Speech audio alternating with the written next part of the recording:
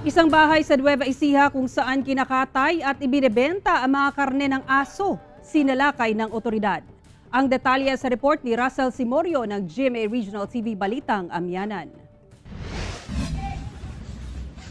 Nakuha na ng video ang aktwal na pagsalakay ng mga operatiba sa bahay na ito na ginagamit umanong katayan ng aso sa Barangay Rio Chico, General Tino, Nueva Ecija. Tumambad sa raiding team ang kinatay ng mga aso, mga kumukulong tubig sa kawa na ginagamit sa pagkatay at mga asong nakakulong. Naabutan din sa lugar ang target ng operasyon na siya mismong nagkakatay sa mga aso. So naging successful naman po yung operation, na-arrest po yung tao, naka-recover po ng aso na katay na. Opo, meron po kasing tayong Republic Act 8485, yung Animal Welfare Act noong 1998, tsaka yung RA 9482, Anti-Rabies Act of 2007. Ayon sa pulisya, dati nang nakulong ang suspect dahil sa pagkakasangkot sa dog meat trading. Ayon sa Animal Kingdom Foundation, ilang beses na silang nakatanggap ng report hinggil sa dog meat trading sa lugar. Nag-conduct ulit ng surveillance based on the information given, no, kung ano yung mga activity nitong taong ito, and true enough, during the surveillance itself,